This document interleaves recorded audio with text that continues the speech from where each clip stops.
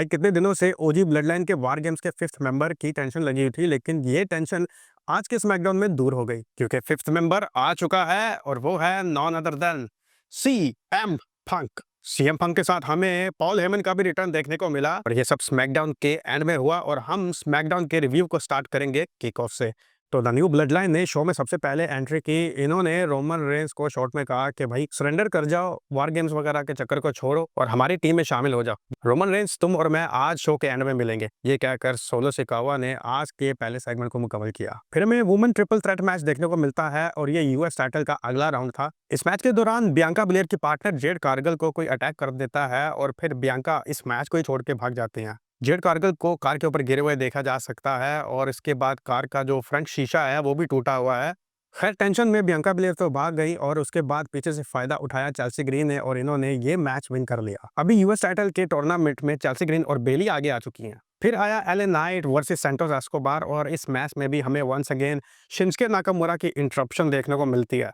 Match के mid में Shinsuke Nakamura नजर आते हैं स्मैकडाउन के सेट पे और जैसे ही एले नाइट इस मैच को विन करते हैं तो शिंसुके नाकामुरा एले नाइट के ऊपर अटैक कर देते हैं। भाई शिंसुके नाकामुरा का रिटर्न तो हो चुका है लेकिन ये इतना इंटरेस्टिंग नहीं लग रहा जैसा होना चाहिए। नेक्स्ट कोडी रोड्स आए जिन्होंने लास्ट वीक स्मैकडाउन में जनरल मैनेजर निक ऑल्डिस से डिमांड की थी कि वो केविन ओवेंस को रिंग के अंदर चाहते हैं नेक्स्ट फ्राइडे स्मैकडाउन। तो वो टाइम आ चुका और कोडी रोड्स भी आए और कोडी रोड्स ने कॉल आउट किया केविन ओवेंस को। केविन ओवेंस फिर आए लेकिन ये क्राउड में ही रहे। कोडी रोड्स जितने तपे हुए आज लग रहे थे और जिस लहजे में बात कर रहे थे ऐसा लग रहा था कि बस ब्रॉल होने ही वाला है।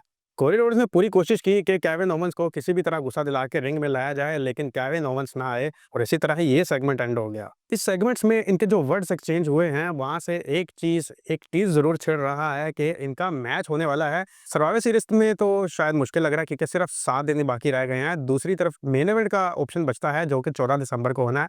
वहां पे पॉसिबल है कि Cody Rhodes versus Kevin Owens हमें चैंपियनशिप टाइटल मैच देखने को मिल सकता है, लेकिन कोई पता नहीं। अभी नेक्स्ट फ्राइडे का शो भी पड़ा हुआ है तो शायद उसमें सर्वाइवर सीरीज का मैच हो जाए। अगर तो नहीं होता फिर हमें मेन इवेंट की तरफ देखने को मिल सकता है। बैक स्टेज के ऊपर फिर हमें द ओजी ब्लड लाइन देखने को मिलते हैं और वहां पे देखा जा सकता है कि सैमी ज़ेन की शर्ट जरा चेंज थी, इनकी शर्ट के ऊपर सैमी ऊसो ऐड कर दिया गया है। खैर फिफ्थ मेंबर को लेके एक बार फिर से बहस छिड़ जाती है लेकिन फिर रोमन रेंस इस नतीजे पे पहुंचते हैं कि भाई हम 4 ही काफी हैं, 4 ही जिएंगे 4 ही मरेंगे। तो रोमन रेंस की इस बात के ऊपर सभी एग्री कर गए। इसके बाद हमें वुमेन टैग टीम मैच देखने को मिलता है और इसमें भी हमें वुमेन प्री वार गेम्स देखने को मिल गया। इस मैच को एक्चुअली नाया जैक्स ने इंटरप्शन करके डिस्क्वालीफाई कर दिया। फिर लिव मॉर्गन, रेक्वेल रॉड्रिगेज सभी आ गई और उसके बाद एंड में मेन बंदी आई रिया replay.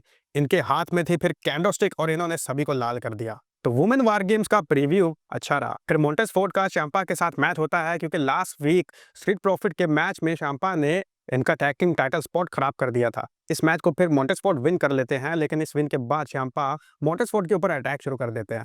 Then Angelo Dawkins, Gargano और फिर एमजी की एंट्री होगी और इसके बाद मामला ठंडा हो गया। शो के लास्ट में आया फिर गेम चेंजिंग मोमेंट। पहले तो द न्यू ब्लड लाइन आई और उसके बाद फिर the OG blood line 4 versus 5 members ये फेस टू फेस खड़े हुए थे कि सोलो सिकावा ने रोमन रेंस को कहा कि हार मान जाओ, वार गेम्स को छोड़ो और मेरी टीम ज्वाइन कर लो।